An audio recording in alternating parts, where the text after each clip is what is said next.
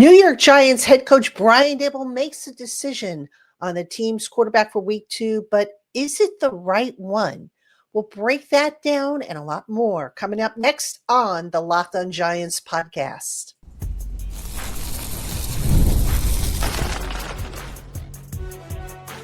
You are Locked On Giants, your daily New York Giants podcast, part of the Locked On Podcast Network, your team every day. Hello, New York Giant fans, and welcome to another edition of the Locked On Giants podcast, part of the Locked On Podcast family, your team every day. I'm your host, Patricia Train, a credentialed member of the New York Giants media for Locked On, as well as for New York Giants on SI, which is where you can find all of my written work. And as always, we welcome on in our Blue Crew community members, our everydayers, our newcomers, and everybody in between. And we thank you for spending part of your day with us here on the Locked On Giants podcast. And today's episode is brought to you by FanDuel. Right now, new customers can bet just $5. And if your bet wins, you'll get $300 in bonus bets to use across the app. All right, Giant fans, on today's Locked On Giants podcast, the Giants have made a decision already about who their quarterback is going to be in week 2. So we're going to break that down and we're going to explore, is it the right decision? All right, so we'll cover that in segment 1. Then in segment 2, I got to get something off my chest, and that's basically how head coach Brian Daboll has managed this roster so far. It's early, but, there's a couple of things that kind of popped up that I just got to get off my chest and share with you. And then finally, we're going to take a look at the concept of scholarship snaps on this Giants team, all right? And just the whole, have they moved away from it? Are they still with it? What's their philosophy? So we're going to break that down as well. So again, welcome on into everybody. Let's get into it. All right. The big news of Monday, head coach Brian Daboll announced that Russell Wilson will be the starter in week 2 against the Dallas Cowboys. Now, a lot of people have been itching for the Jackson Dart era to start. A lot of people got excited when on Sunday it was reported that Jackson Dart actually had a package of plays put into the game plan for him, plays that obviously the Giants never got to execute because they were never really in the lead. I think had they been in the lead and had they had a comfortable lead, we would have seen Jackson Dart. So Brian Daboll, after the Commanders game, was asked about the quarterback situation, and he left the door ajar at the time, saying that he didn't know, that he had confidence in Russell Wilson and so forth. Well, on Monday, he said Russell's going to be the guy, and Daboll explained, hey, look, after a game, it's emotional. I don't want to make a snap decision until I look at the film. I looked at the film, and Russell's the starter. All right, now, is it the right decision? That's the question. I think it is, and I'm going to tell you why. And I can sum it up in two words for you folks. Offensive line.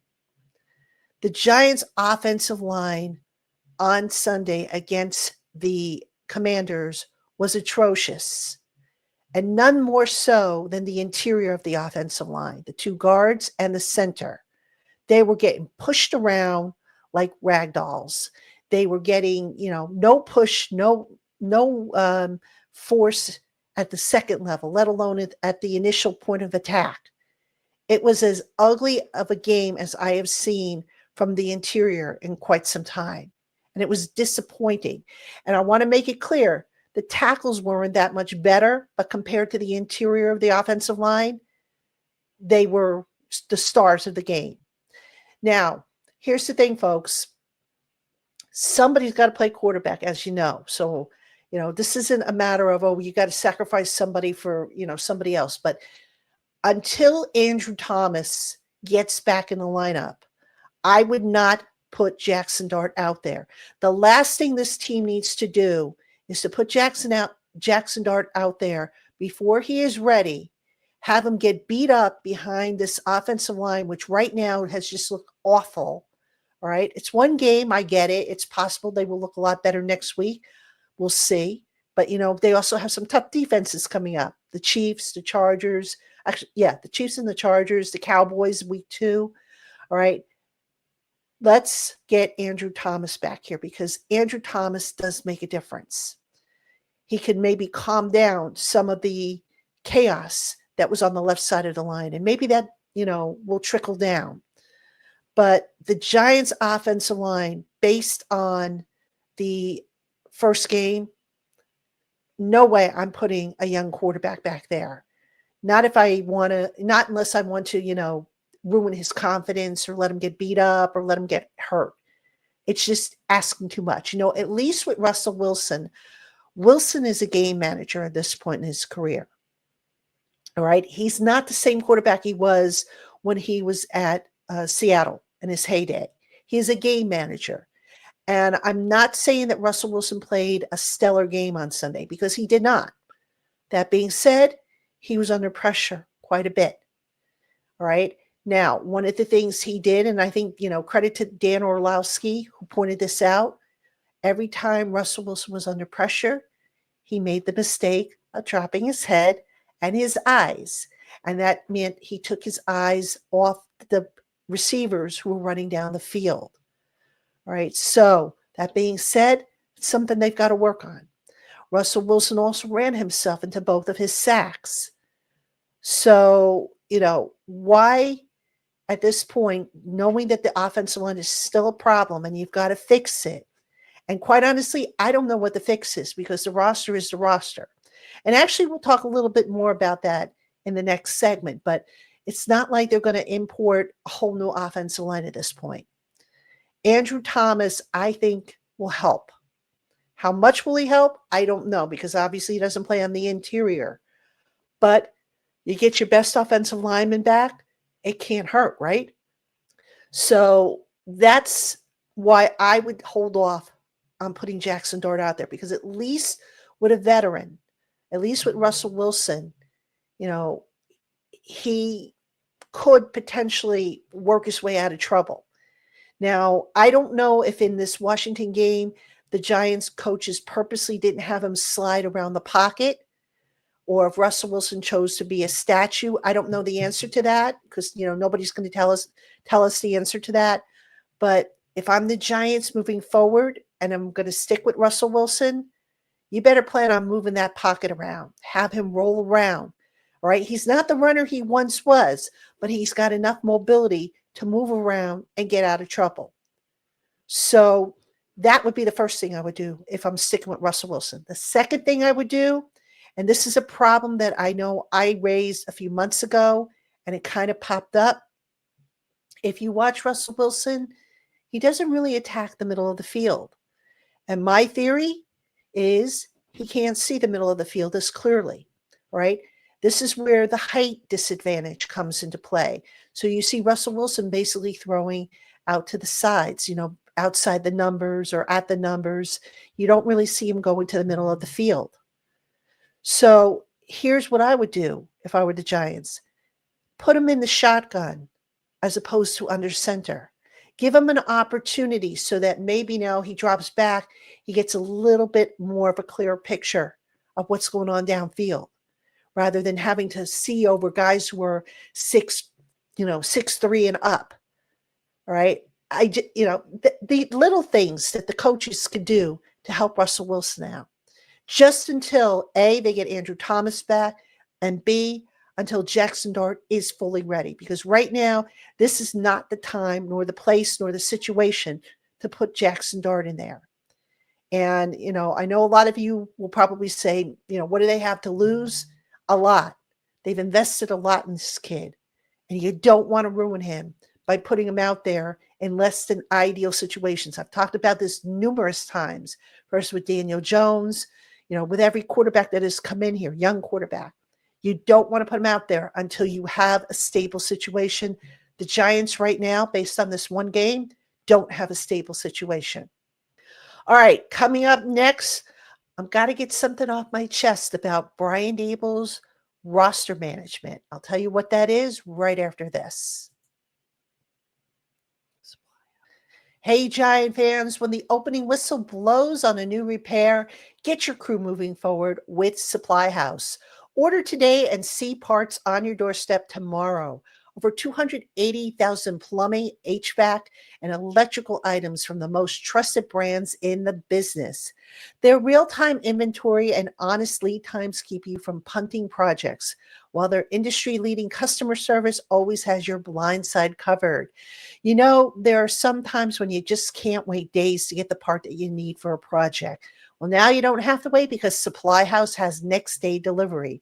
And their part finder tools and 3D schematics can save you hours on jobs where every detail matters. Join the free Trade Master program today and score serious perks like priority shipping, lower prices, and a dedicated support line. Visit supplyhouse.com to sign up for free and use the promo code SHNFL5 for 5% off your first order.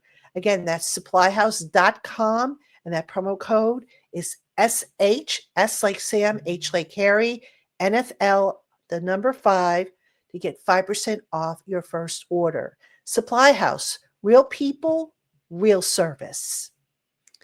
Hey, Giant fans, NFL season is back. And honestly, there's nothing better than being in the stadium surrounded by fans cheering on your team. But let's be honest, getting tickets can be a hassle. Between queues, login screens, and price jumping at checkout, it's frustrating. That's why you need to check out Game Time, the app that gives the advantage back to the fans. Game Time is fast, easy, and backed by the Game Time guarantee. You'll always get 100% authentic tickets delivered on time and at the best price. Plus, all fees are included so that the price you see is the price you pay. See where your seats are, and the closer it gets to showtime, you stand to save even more.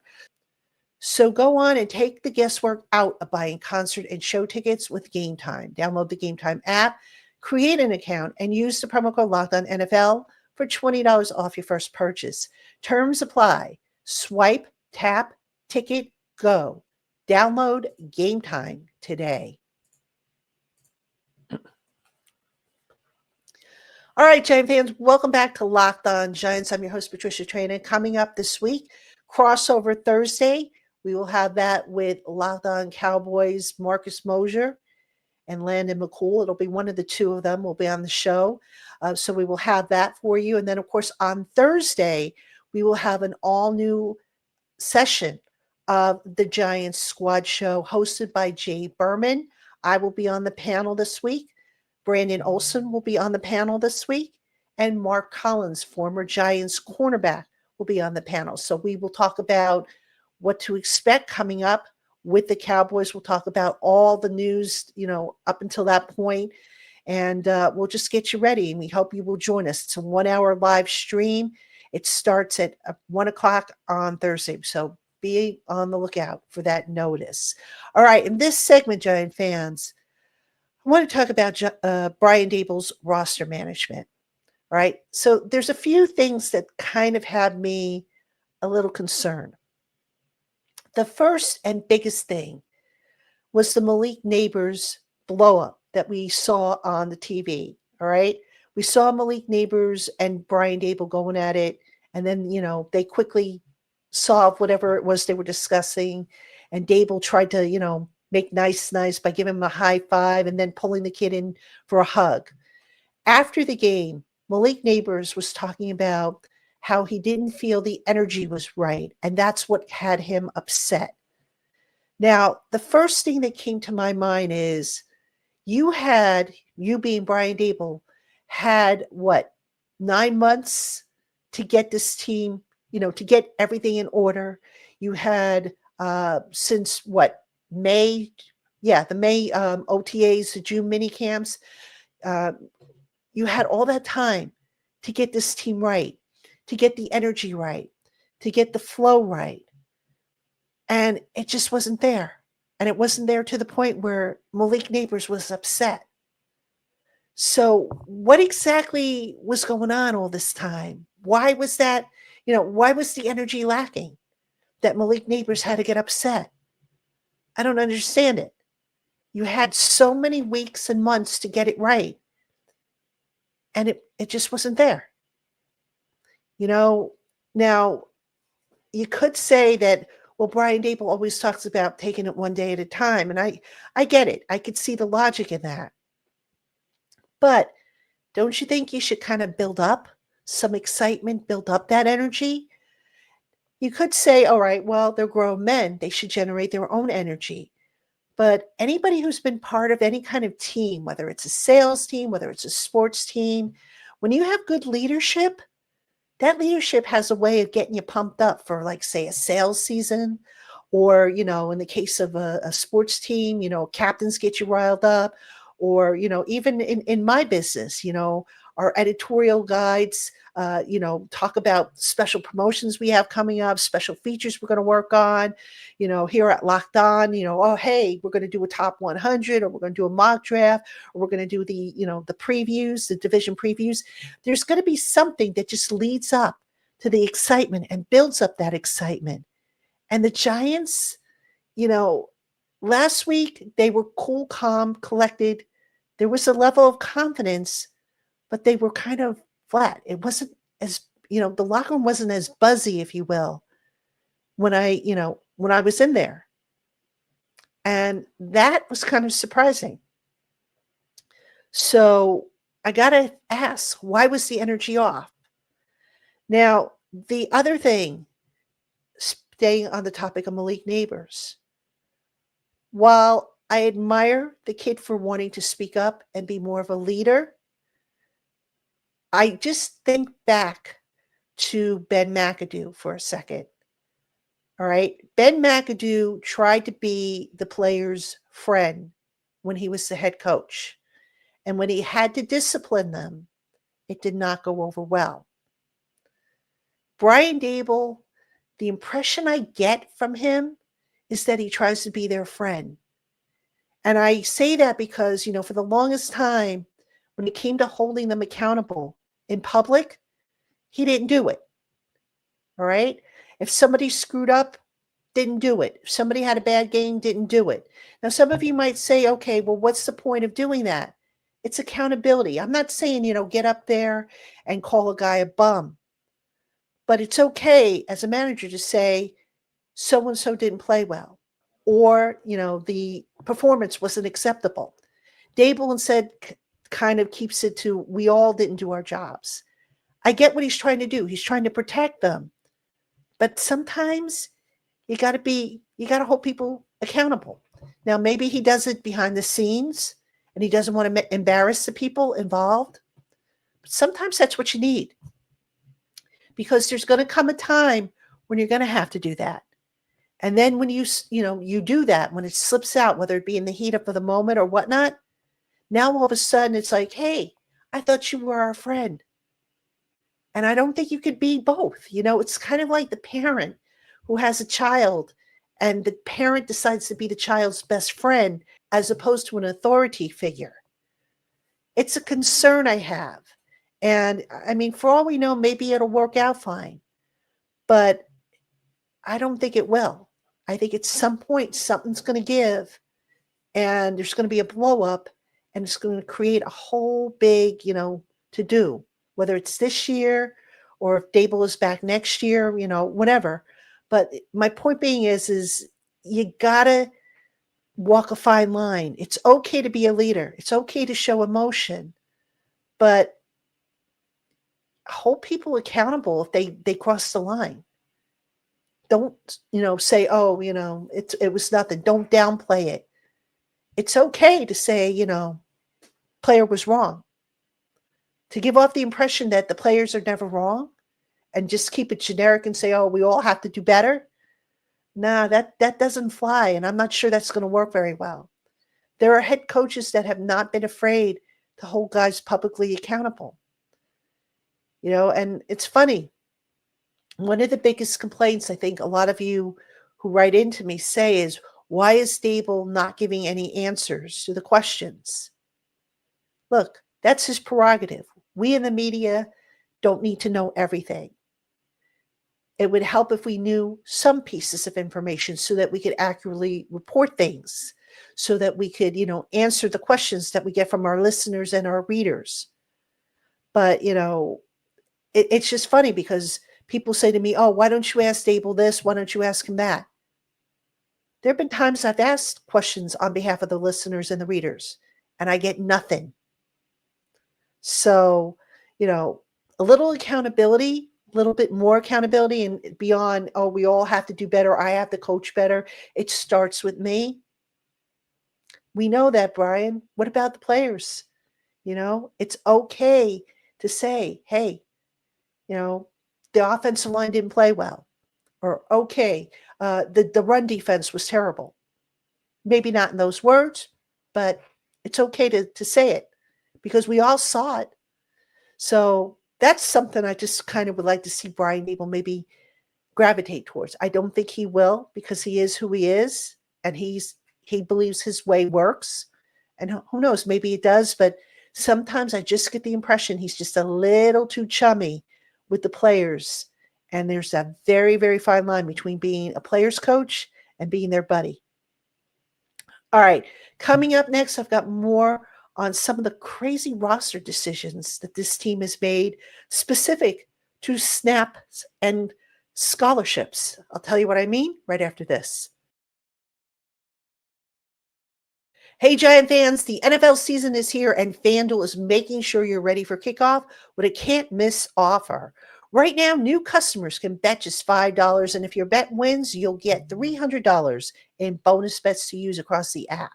I love using FanDuel because it fits however you like to bet. Player props, building a same game parlay, or even jumping in live as the action unfolds. So, are you ready to play? Download the FanDuel app right now by visiting FanDuel.com to get started. That's FanDuel.com to place your first $5 bet. Hey, Giant fans, before we get into this final segment, I want to tell you about the Blue Crew community members. Now, you've heard me mention it at the start of every show. If you are looking to join an exclusive community of Big Blue Faithful, where you can discuss the team and receive inside information in a toxic-free environment, then you need to check out the Locked On Giants Blue Crew community members. Members get access to our exclusive by invitation only Discord channel, where we can talk with each other, ask questions, get breaking news, and so much more. Plus, as part of the Locked On Giants Blue Crew, I'm texting exclusive updates, stats, breaking news, etc., directly to your phone. And as a bonus, you can text back to me. So if you have a specific question, something you don't want to put out on the group chat, you can send it right to me and I will respond. So come on and see what it's all about with a free 14-day trial. If you like it, you pay just $4.99 a month. If you don't, cancel before your trial ends and owe absolutely nothing. For more information or to register, visit joinsubtext.com/Locked On NY Giants. Text and data rates may apply. Please see your carrier's plan for details. All right, Giant fans, let's get into segment 3. And I want to talk about the inconsistencies that I kind of see with this roster. And specifically, I'm talking about what I call scholarships. Now, when the Giants have draft picks, usually those guys get a little bit more leeway. This year, some of that has stopped, some being the key word. For example, the team decided to make Evan Neal a healthy scratch. The team also, despite having Jalin Hyatt active, didn't play him. Those are two guys. All right, Evan Neal, not quite where they need him to be at guard, although I personally would have had him active, given maybe some questions, like I said, that popped up with the offensive line. Jalin Hyatt, look, Russell Wilson's saying the praises of this kid. The coaches spoke highly of him all spring and summer, and then he doesn't even get into the game. Was that because, they decided to force feed Malik Neighbors, which would be another mistake? I don't know the answer.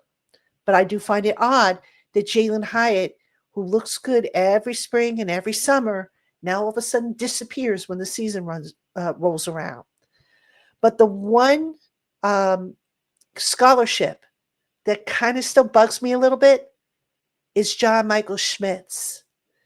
Now, he was a second-round draft pick. Came in, was highly touted as one of the best centers, if not the best center in the draft. So far, John Michael Schmitz has made baby steps in terms of progress.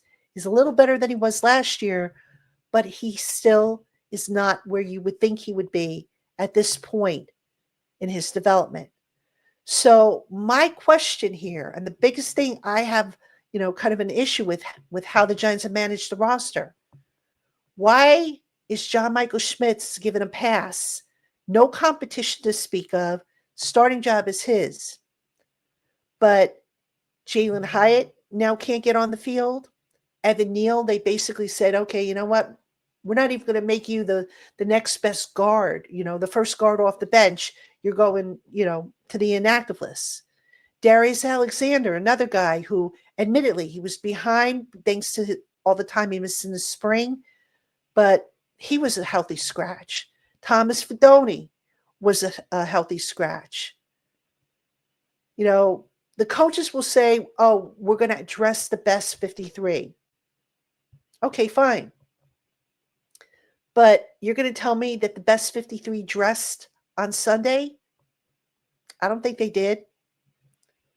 I mean, look, Evan Neal, for whatever problems he has had in converting to guard, still a pretty good run blocker. You don't think he would have made a difference given the struggles that the two guards were having with run blocking? So, I know it's a fine line. Again, you want to put the best 53 out there, the guys that you think are going to help you win, and somebody's got to be inactive. But I question the consistency, especially if it's a draft pick. You talk about Evan Neal for years. They played him at tackle, and he wasn't the answer. So now they move him to guard, and he shows promise as a run blocker, but as a pass protector, I guess maybe that's why they decided, oh, we're not going to go with him. But still, there has to be an answer because basically it just seems like they've given up on Evan Neal. They've given up on Jalen Hyatt, all right? But yet, like I said, John Michael Schmitz struggles. They don't really have a backup center to speak of. I mean, they've got Austin Schlottman on the team. Greg Van Roten could play center. But what's the long-term plan? I don't know that it's John Michael Schmitz, folks. So it's just the inconsistencies that just are kind of maddening. And, this roster, it's not a horrible roster. There are some issues that still need to be addressed, the offensive line being one of them. And it's just disheartening to see that they can't seem to get it right. Now, some of you might say, hey, it's only one game. Don't panic. But the other thing I'll say before I wrap up the show is just getting these guys ready has to me been the biggest issue. Not just the development, all right? You see the coaches develop and work with the guys during the spring, in individual drills where they put a heavy emphasis on it. But then when it comes time to take that next step and Daboll's deciding, oh, I'm not going to put my starters out there, as much because I don't want to get anybody hurt. There's just such a disconnect, I feel, in how the Giants have approached this. And I'm really not sure what the answer is at this point. I think it's too late for this year, other than to maybe hope that they can get themselves out of this early season rut. But, we'll see. We'll see. All right, Giant fans. Before we say goodbye, as always, thank you for making the Locked On Giants podcast part of your day. And if you made us your first listen of the day, we thank you again. The NFL season is finally here. So for your next listen, get a double dose of the Locked On NFL podcast. Tyler, the Madman Rowland, gives you a shot of espresso to start your football day, while Tony Wiggins takes you into the barbershop for the smoothest breakdowns to end your day. Find the Locked On NFL podcast on YouTube or wherever you listen to your podcasts. All right, Giant fans, that's going to do it for me. I will see you tomorrow with an all-new episode of the Locked On Giants podcast.